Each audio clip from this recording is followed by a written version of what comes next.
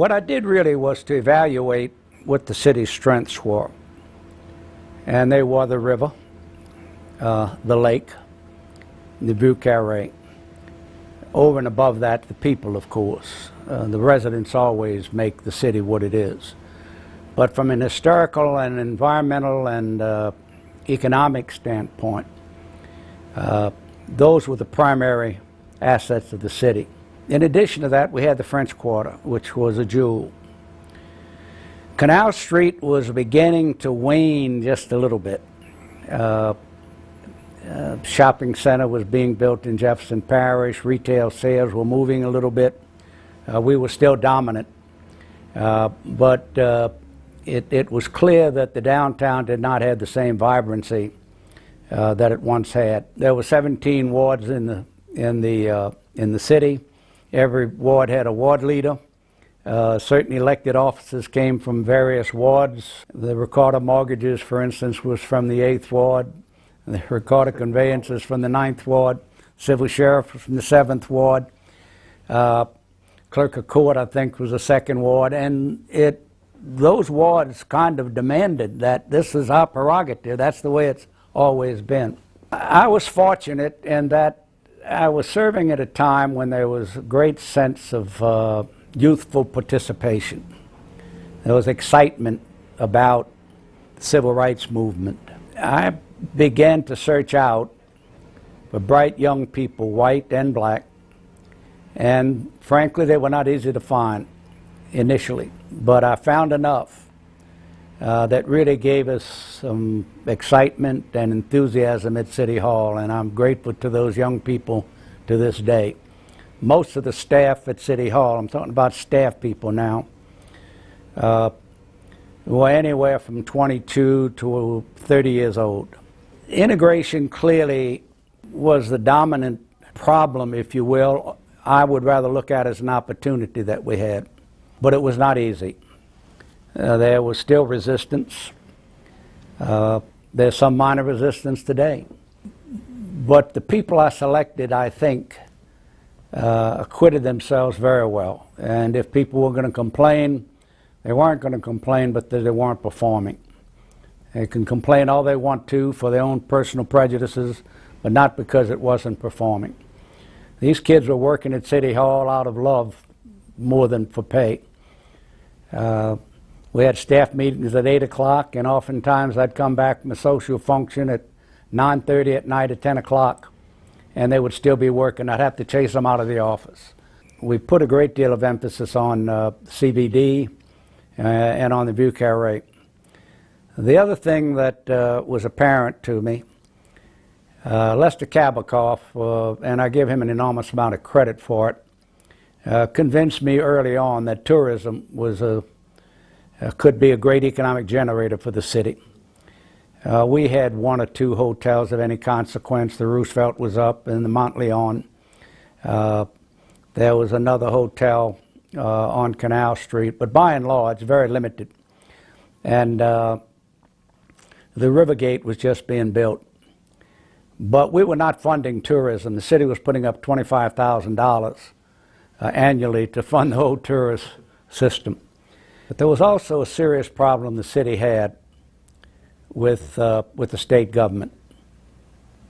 At that time, you were either with the Longs or you were against the Longs. And that went on since 1930 with Huey Long. Mayor Maestri was aligned with the Longs. I'm not criticizing being with them or being against them. I think the Longs did many good things.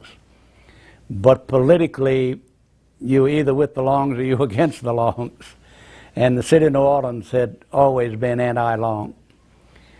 So we suffered a little bit from that lack of relationship with the state government. Nothing is an island, although New Orleans might be the Isle of Orleans. We're not a political island.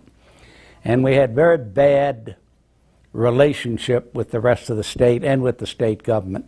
I mean, I could see that. I mean, I felt it every day. I got to know Governor McKithen, and I did not start out as his friend. I had managed Chet Morrison's campaign for governor against him in 1964. not the state campaign, but the campaign in the 1st and 2nd congressional districts, which was the headquarters for the whole campaign statewide. And I was a little immature at that time. I was pretty young and kind of angry that he had won and Morrison had lost.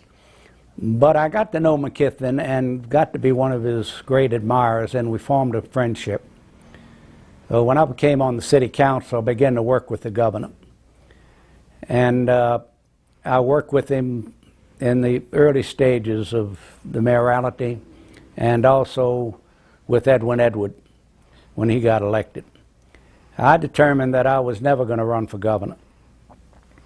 That CHEP's constant pursuit of that governorship was a terrible drawback, and I wasn't going to let that happen to me.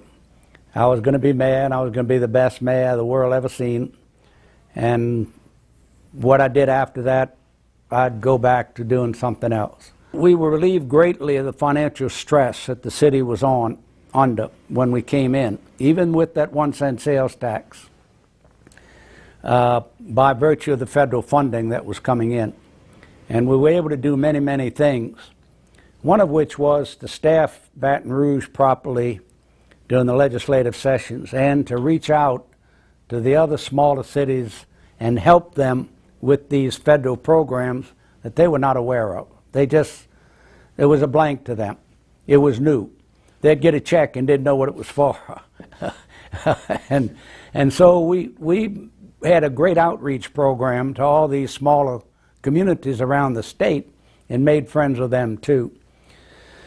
So we do take some credit for changing the attitude between the federal government, not between the state government and surrounding cities that had beset the city for so many years. That to me was an accomplishment that isn't written anywhere, it isn't seen. I think you have to have a vision.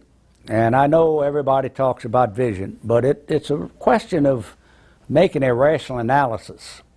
If you don't know where you've been, you don't know where you're going. I think anybody in this office has to measure what is the city's posture today relative to its competitors, who are also friends. What is its relationship to the state and the federal government? What are their programs? What's out there to hurt you? What's out there to help you? There's nothing intended to hurt you, but you're at a disadvantage if all the money is funneled into highway programs. You have to have a vision, and you have to have a commitment. I mean, you can't do that job without committing yourself. If you've got your eye on another job every day and you're worried about, I can't take a hit on this, I can't take a hit on that, I'm afraid of this, you're not going to get it done. You've got to be willing to spend what popularity you have for the worthwhile objectives you have. Without that, you just become comatose, so to speak. You have to have your eyes open at what are other people doing. There are many other cities were doing things at the time that I knew wouldn't work for us. You got to do what'll work for you.